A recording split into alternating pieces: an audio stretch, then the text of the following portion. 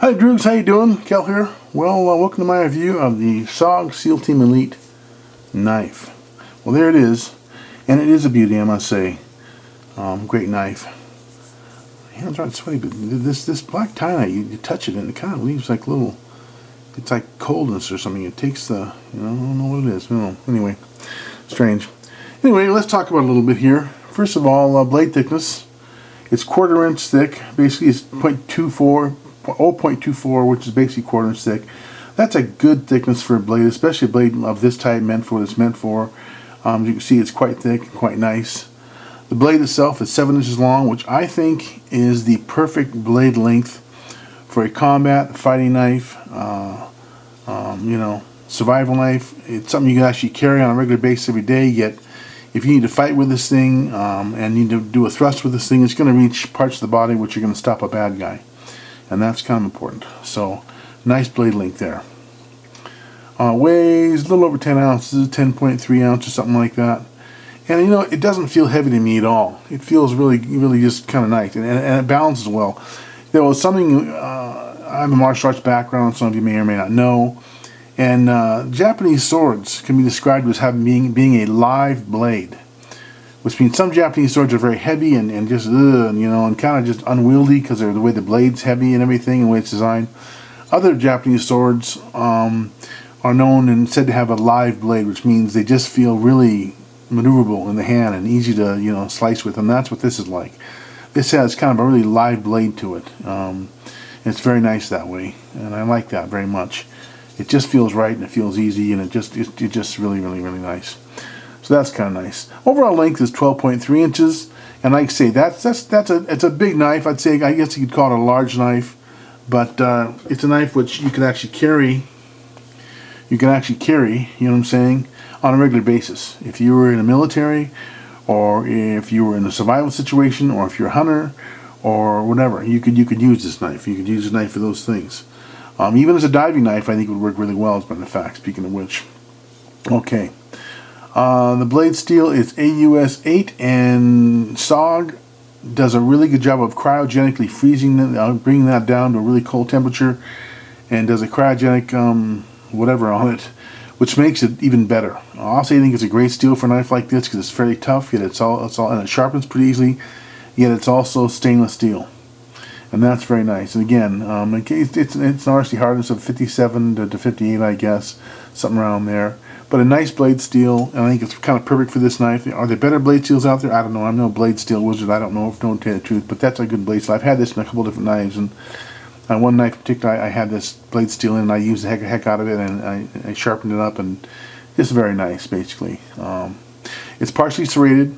Now, I don't really like the serrated edges on knives all much. I'm not really a big fan of having a partially serrated blade for the most part.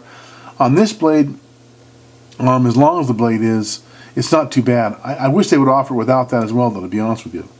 It wouldn't hurt my feelings if they'd offer this blade without that. Wouldn't be a bad idea. But, the truth is, for military purposes, that serrated edge is very handy, and for survival purposes, too. I've seen people review this who are in the military and stuff and use this knife and talk about how really great it is to have that serrated edge. It really comes in handy. But it would be nice if they made it without that too. That'd be kind of a nice option to have. They do that with their little SOG Seal Pups Elite knife, which is right there. As you see, they make that without a serrated edge. Maybe they do that because the blade is so short in the first place. Putting straights on there takes up a lot of the blade. I don't know. It'd be nice if they did that for this knife, which they don't. Not yet, anyway. Okay, it's a clip point style blade. In fact, I think this grind is very reminiscent of a Randall Model 1. If you take out these little divot kind of things here, it looks, the grind goes clear back to here, the top grind goes clear back to the back, much like a Randall Model 1. Again, for a military knife, survival knife, maybe even a diving knife, a tactical knife, one of its main uses is as a weapon, to thrust into somebody who's trying to kill you, or maybe thrust into an animal, who's either trying to kill you or you're trying to make food out of, And this blade lends very well to that. Now, if I haven't made it yet, I'm going to make a video called Power, Mobility, and Protection, which talks about, how everything is a trade-off. This tip is not going to be as strong as some tips. I wouldn't throw this knife, as a matter of fact, for fun. probably mess the tip up, you know. So it's not as strong a tip as it might be. Say, for instance, on a knife like, where is it? Right here. A knife like the SOG Force. SOG Force, very, very strong tip. Very strong tip, but it's not as good for thrusting. So you gain one thing and lose another. That's what I'm trying to say here. But this knife blade, like I say, primarily, I think not primarily, but one of the main uses of this weapon thing would be a weapon to save your life. If you're in the military, if you're in a survival situation, you know, a tactical situation, this tip will really go into things very, very nicely. Very sharp in the end. It will really penetrate well and go through a lot of things. And that's kind of partially what it's all about a little bit. That tip is there for that reason. But there's a little belly to this thing too.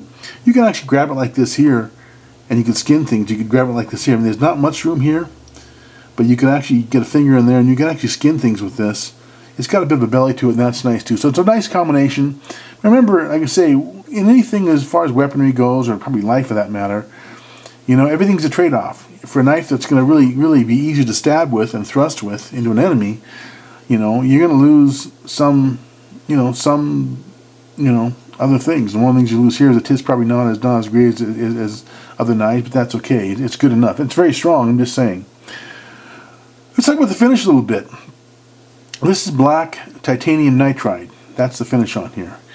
And I don't know if the camera is let me see if I can, I don't know if the camera is showing this properly or not, or you're getting this. But this titanium nitride is just the most beautiful knife coating I've ever seen in my life. It's absolutely gorgeous. It's just fantastic stuff. It really is fantastic. The knife's already stainless, but the titanium nitride coating makes it even more stainless. This knife was tested by the Naval Special Warfare Center. They put on a competition which a bunch of knives entered. The predecessor to this knife, the SOG Seal 2000, won that, and they did all sorts of cool tests. I'm going to read something here to you off the web. I can't remember this just in my memory here. I'll just read some of the stuff here as it says. Blah, blah, blah. The SEALs are one of the most specialized elite military groups in the world today. SEALs must undergo one of the most rigorous training programs devised to produce the consummate warrior. Only a select few endure and earn the right to wear the SEAL Trident uniform. The SEAL Team Knife, and this is off the SEAL Team area, but the same for this one, formerly known as SEAL 2000, SEAL Knife 2000, the evaluation program included tip breaking stress, blade breaking limit, sharpness, edge retention, half handle twist off force, 2-week saltwater immersion test, gasoline and acetylene torch resistance, chopping, hammering, prying, penetration tests, cutting 6 different types of rope and line, plus an intense hands-on competition in the field. This went through quite a thing to win that. I mean, that's impressive to me. That really is. That's an impressive knife. It's the former knife for this was AUS 6. This is AUS 8, which again is a great steel, even better, I think. That went through a lot of fantastic tests to win what they won. Now this blade comes sharp as a razor out of the box. It will shave hair. I'm not going to show you, but trust me, it does. It shaves hair. Very nice. And every SOG knife I've had so far has been that way. It comes out, hair shaving sharp. I like that. I've never owned a random knife in my life that I could do that with. They all come kind of dull, in my opinion. I've always had stainless steel ones, but still. Okay, let's talk about handle length here. Let's talk about the handle in general a little bit here. I think this handle is just absolutely design genius. I think they redesigned the handle and the blade for this knife when it went from being the SEAL 2000 to being this one. And I think the handle, they just did an incredible job on this. They put some finger grooves in there, which feel really good and natural. It's just big enough, at least for my hand. My hands are, I guess I'd say, large hands. But for me, it just fits my hand perfectly. You can also grip it this way if you want to, though, and it doesn't feel bad. You can grip it this way if you need to. It doesn't feel like, too much. The Rattle Model 14 I had, and I had a couple of them, the finger grooves in there are so deep that it feels funny gripping it, let's say like this. This knife, though, you can quite easily. Or like this, I should say. The design of this handle is just fantastic. And it's got a little bit of a guard there where you're not going to slip over the blade if you have to thrust with it. These little doodads here are fairly aggressive. I've heard some people say, "Oh, they're too aggressive. They hurt your hand when you chop." Well, you should be wearing gloves when you chop anyway. You should have a pair of leather gloves in your kit, no matter what you're doing. If you're in the military, if you're a survivalist, if you're out in the woods, a good pair of gloves is just a prerequisite. So that shouldn't be a problem anyway. And I don't think it would that much anyway. I guess if you're really just chopping for hours, it might. But just put your gloves on. But it's fantastic that way. These little jimping things down here are there, but they don't feel too bad. They feel comfortable, you know, and I find the knife really comfortable. I find it has a tactile feel to it, you know, that feels like it's not going to slip out. I don't think this would slip out wet or anything. It's just really a good feel. It doesn't hurt my hand, doesn't feel bad. And over time, these will also wear down a little bit, by the way. That's just the way those kind of handles are. This is a full tang knife. The blade steel goes right through the handle all the way out to the end. And that is a very, very strong design as well. The only thing I would say that I would change about the handle anyway is I would put a little more stronger jimping through here. Right there, I would put a little deeper jimping. Not that it would hurt the thumb, but that's kind of slick right there in my opinion. And it's okay to have it that way here and here. But I would put some stronger jimping right there. Just some jimping right there. A little deeper jimping. The blade design is based on the SOG knife made by the Special Operations Group, what it was called, in Vietnam, which was basically a sneaky Pete CIA type operation where they would, you know, put men into countries which really weren't really legally allowed to go, and they had to make clean knives and guns and everything else that could not be traced back to the military. They didn't have dog tags even, and so they made their own knife. You've probably seen it. Go on SOG's website, you know, SOGknives.com. You'll see it there. This blade design is based on that, and this blade design, by the way, in my opinion, is so much nicer than the original SOG SEAL Team 2000 knife. It's just nicer, as well as the handle. Everything they redesigned that way is just absolutely gorgeous and wonderful. I can't say enough good about it. It really is wonderful. Lanyard hole, nice size. I'll show you here real quick. I can grab one real quick here. Where'd it go? I'm missing something, but it doesn't matter. Here's my SOG Force knife review coming. But the lanyard hole is very nice. You know, it's big enough you can just stick your lanyard through. This is where I use my lanyards, by the way. You know, it's very nice. You know, easy to put in. Get holds the knot real well. The lanyard hole is just really nice, and again goes through the steel knife too. Now we're coming to the other little area here, which we're going to talk about, and that is this little bit of metal that sticks out in the bottom. Fantastic idea and fantastic, well thought out. Really, really well thought out there. This little steel glass breaker, skull crusher, improvised hammer may not seem like it's that necessary. You may think, oh, it's okay, there it is, you know, whatever. But in fact, it is really a good thing. This is my Ek Commando M4, I think, Micarta 4, whatever, double-edged knife. I got this back in the 80s. I've used it extensively, as you can see. I even actually dropped it on cement and had to regrind the tip of the blade because the tip was really nice and pointy and sharp, but I screwed that up. But great knife, but I thought this was too much. I thought this was kind of silly on there. You try to do this and it gets in the way of your hand. I thought, what's that doing on there? That is stupid. And we went out one day, me and a friend, to the gun range in the dead of winter, about 2 or 3 feet of snow on the ground, about 10 below zero, with the idea of testing our FALs in cold weather, putting snow on them and stuff and getting really cold. We got up there and all the signs for putting targets on had been taken down. They were all broken apart and being shot all year long. And they hadn't put any new ones up yet, and they were going to do that in spring. So we were screwed, basically. So I was able to pull an old rusty nail out of one of the broken boards and actually get another board and to put a background up for us, but I had no hammer. And that's when I remembered this is meant to be a hammer and a little pry bar on this knife. I brought this knife out, and next thing you know, I'm out there hammering a nail into a board, and it saved the entire day because we were miles and miles away from home and didn't really want going all the way back, home. And so that little hammer on the back of that knife is a well thought out piece of kit there. This little hammer will save your butt. Now, I will say this, I think, again, slight criticism here. I love SOG knives, love the company, the guy who started the company, great guy. I think what they ought to do is make it into this configuration here, though. Can you see this on the SOG Force? It's SOG Force, a rather new knife for SOG, I think, here, really new. I would make it a skull crusher like that. It would break glass better, and it probably wouldn't be quite as good a hammer. But anyway, I'm just saying, that's one improvement they could make. Though it's fine just the way it is. Just the way it is, just fine. Okay, where am I? Full tank, talk about that. Blah, blah. What would you use this knife for? Well, obviously it's a military knife. That's what it was made for. Military, Navy SEALs, regular guys running around. Also, tactical use. Maybe if you're in some of a tactical occupation, having this kind of knife would be handy. I think it would make a fantastic survival knife. In fact, that's why I bought this knife, to be a survival knife. I think it would make a great survival knife, just in general.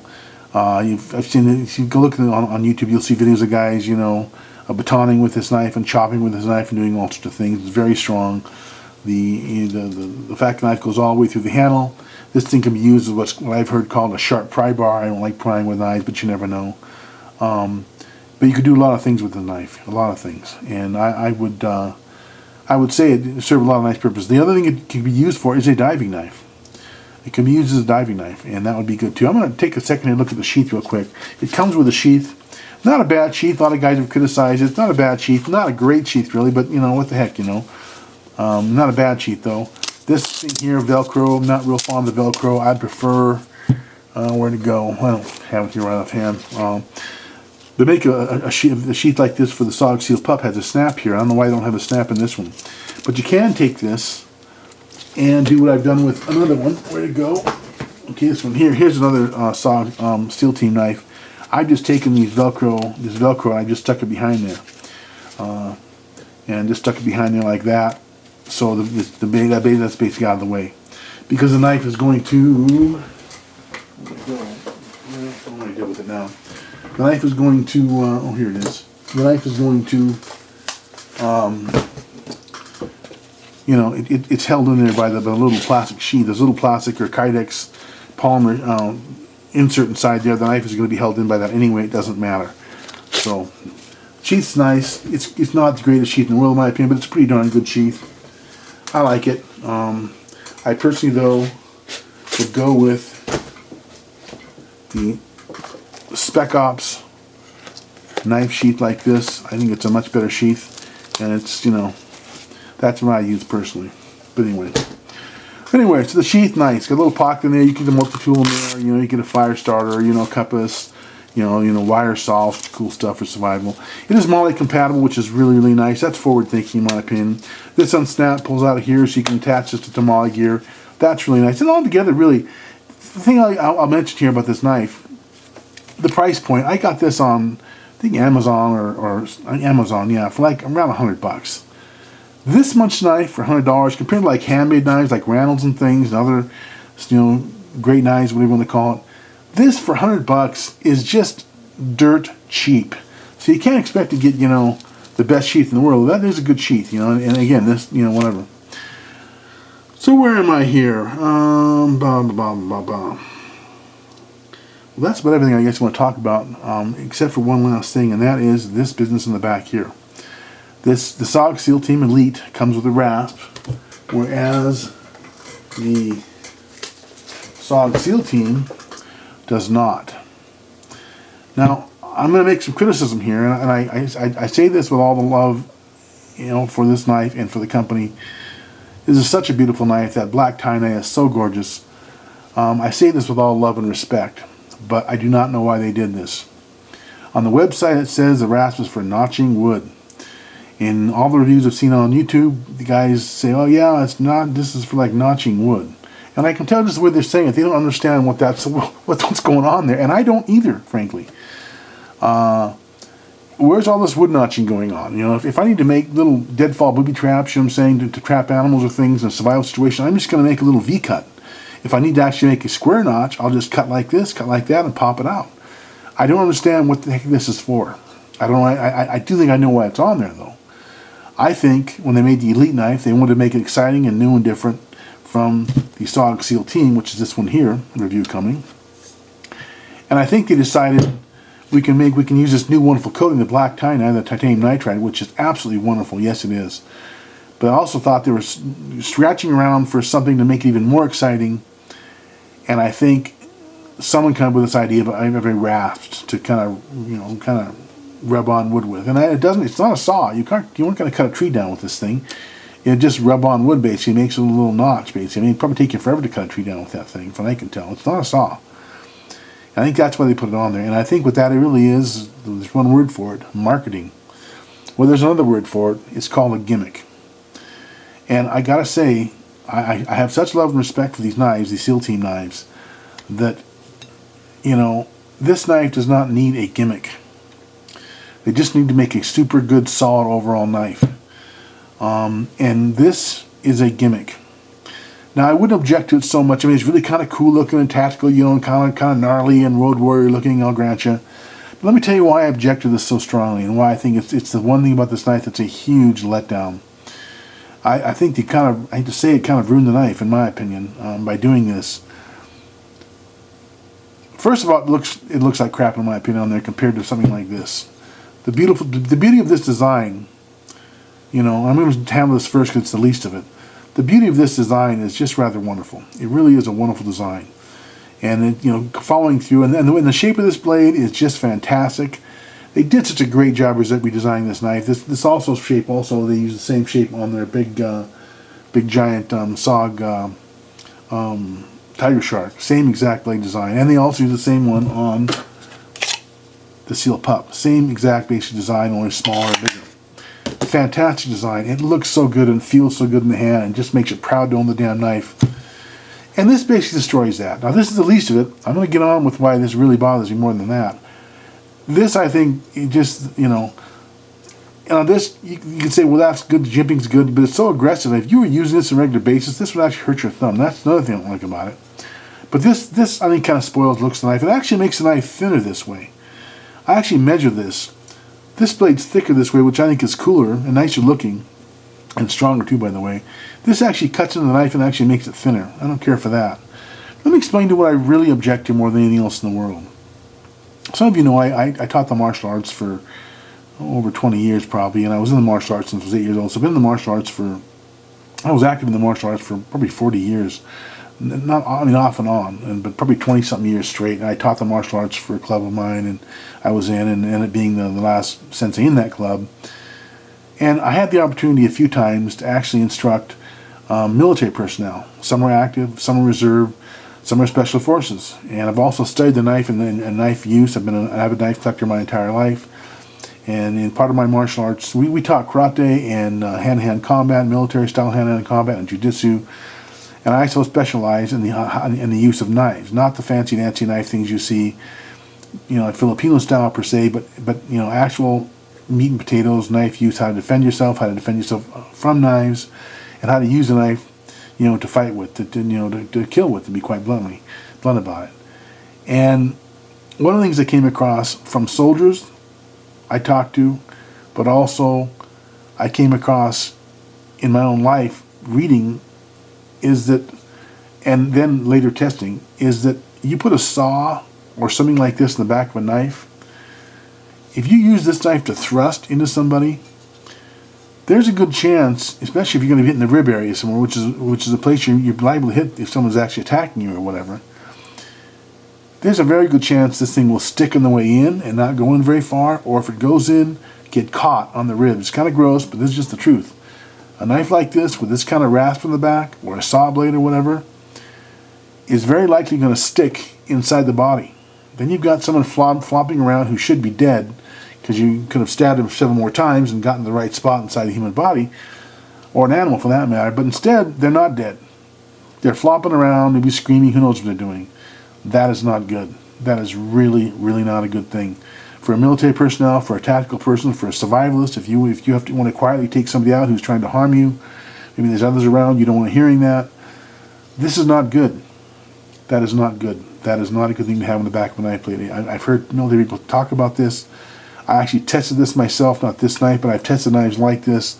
I used to be into, you know, bladed knives with saws in the back. I AK Rambo when I was a kid, thought it was cool. I've had some really expensive $400 or $500 knives with saws in the back. One of them was a custom-made knife I had made that way. It would actually cut through trees. But when I started testing those knives on medias, I found out that different mediums, different mediums, it would just, you know, even like 3 or 4 layers of cardboard, it would go in but wouldn't want to come out oftentimes. It would be hard to go in. This makes it difficult to use that way. And since one of the main uses of this knife, at least the emergency use, would be as a fighting tool, as a tactical tool to put, you know, a bad guy down, having, you know, a rasp to the back of this thing, I just think it's nuts. I think it's marketing to look cool, and I think it hurts the knife. I really do. I'm going to send this video to SOG. I love you guys, by the way. Please take this with all the due love and respect that I can command, because I really do, I command to you, whatever, I command to you, that it really is not a good idea. I'll tell you something else about this that I find really disturbing. Remember that scene in Tears of the Sun, when there was they were hiding in the jungle, the people, and the spoilers, so just turn your sound off for a minute, and I'll wave when I'm done with the story. They're hiding in the jungle, and these enemy soldiers come walking by, these murderous, horrible people who are going to chop people and rape people and all this stuff come walking by, and they think they're all gone, but they're not, and they all kind of stand up or whatever, start to move, and then all of a sudden there's another last straggler soldier, one of these horrible monsters. And the character played by, what's his face? I don't know. I forget his name. Bruce Willis. He grabs a knife that is attached to his load bearing equipment, and he pulls it out, and behind the guy grabs him and sticks it in his neck and puts his hand over his mouth, and that soldier no longer was a problem. He was a goner. Now imagine you're in that situation, and you hear that? You hear that? Do you really want that kind of sound? Now maybe you could pull it out quietly if you're careful, But are you going to be able to do that? Are you going to just want to yank the thing out of the sheath and go to work? Do you really want to alert the enemy? That you're pulling a knife out or some weird noise before you come behind him and cut his jugular vein? Do you really want that? His carotid artery? I don't think so. I really don't. That just that much noise might be enough to have that person turn, sense an attack, defend himself. It's not what you want. That is not good. That and the fact this thing is likely to get stuck in something. I'll tell you a little story. An acquaintance of mine told me here. Not a real good acquaintance, but a good guy. I won't tell you who it is because he did something rather illegal. He was in the Florida Everglades. He had a Rounder Model 18, which has a little saw blade in the back, made for cutting aluminum, by the way. Not wood. I know I had one, and they don't cut wood with an arm. And he decided he would kill an alligator with it. There's an alligator on the shore. He decided he would jump on his back and stab it in the head or some darn thing, or he was in a boat and decided to stab this alligator in the head, and he did. And the knife went in, but would not come out. And the alligator didn't die. It didn't get him in the brain, evidently. And this thing started flopping around and took off with his knife stuck in his head. These guys had to chase down this alligator. The whole scene became quite comic, actually, in the water, on the shallow water, to get this knife back and kill the alligator and get his knife back. And that's what I'm talking about. I know about this story because I was talking about knives with this guy, and I mentioned offhand, you don't want to put saw blades in the back of a military survival knife. They get stuck in things. And I've gone on long enough, I guess. I'm just saying, Sog, I love you guys. The owner of the company's a great guy. But I'm going to attach this to a video, maybe just send it to him and say, please, please, please, please, consider, at least if you're going to keep a RAS, or maybe this RAS was requested by the SEALs. I doubt very much Navy SEALs were saying, we need a RAS for notching wood. We notch wood so much in the Navy SEALs. We just need to notch more wood, and you need to put a RAS in the back.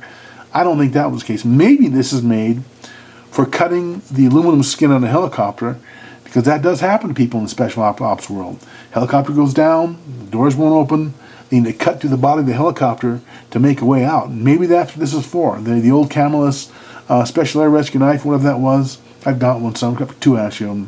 That has a little file in the back, and that's what that's for. Maybe that's what this is for. And if they requested it for that reason, and that's what it really is, then I apologize for making jokes about it. But if that's what that is, okay, great, I can understand that. If they actually requested that, that makes some sense. That would make really good sense. I don't know if that's what it is, or if this would even cut well through aluminum. It may or may not. I don't know, it might. But if that's the case, and you're going to leave the rasp on there, for heaven's sakes, please, I'm begging you, please make this knife with a titanium nitride coating. I love the titanium nitride coating. It's wonderful and beautiful and sexy and cool and great. As this coating ages with use, it's going to get kind of gray looking, and all the highlights here are going to get wiped away a little bit, though the coating will still be there, and it's going to look great, okay? This kind of coating, as this wears away, will not. This is just paint, and it won't wear like that. It'll just get all worn off here, and it'll look like crap. I bought this knife after getting this one because I just can't deal with the rasp. I don't like it. I'm not happy with it. I'm just not happy with this goofy rasp on here. I don't like stuff that's gimmicky. I don't like stuff that doesn't belong on a knife. You make a great knife, maybe the greatest military knife in the world. I'm serious, especially for the price. You know, $100 basically, at least on Amazon. Great knife. That's not the retail money, but still, that's street price. You know, you don't need gimmicks. You don't need this. You already make one of the strongest, best knives in the world, in my opinion. You don't need this. But for heaven's sakes, if you're going to keep putting a rasp on your knife, for heaven's sakes, make this knife, the SOG SEAL Team knife, with the black tie-dye coating. This is a great coating in its day. This painted, you know, coating is great in its day. But let's be honest, it's horse and buggy thinking now, because you've got a better coating by far, this one here. And, you know, please, please, please, start putting this coating on this knife. If you're going to keep putting a rasp on, though I think this is a gimmick, I think it's marketing. I could be wrong. If I'm wrong, call me an a-hole, which you probably will anyway. Well, that's it, guys. I think I've covered everything I need to cover. If I don't, I'll put stuff in annotations in there. I think I've pretty much got it all, pretty much. Great knife.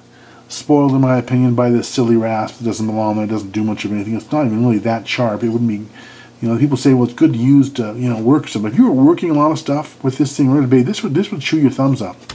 This is not going to, you know. And again, it doesn't look as good. Not that this is a huge consideration, but this just doesn't look as good. I mean, this doesn't look as good as this does. This is more true to the original, you know, SOG, you know, knife. You know, I mean, it just, you know, and that matters a little bit. I mean, you want a knife, you want to just be able to go, oh, I love this damn thing. It's so beautiful. That's part of a knife, certainly. You know, and this is absolutely gorgeous. If I had this finish on this knife, I would just be in love. The other thing I'll say too, by the way, even though I think the serrated edges are really a good thing for a combat and survival knife, people use them. I've seen military people on YouTube talking about how great that is when it comes in handy to use that. That's very handy.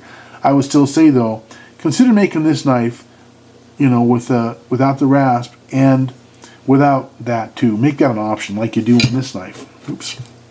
This knife, you know, of course, I got these silly rasp on this one too.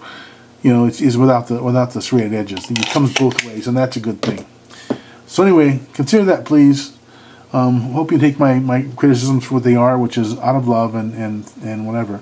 If you're going to keep making the rasps, that's fine. But for heaven's sakes, you know, for heaven's sakes, stop putting this powder coat on your knives. Go with the black tie-dye or a colored tie-dye. Tie-dye can come in other colors too, by the way. I know you've got the camouflage tie-dye on your knives, because this knife needs, you know, this knife really needs, you know, the titanium nitride. It is such a beautiful finish. It's such a useful finish too, by the way.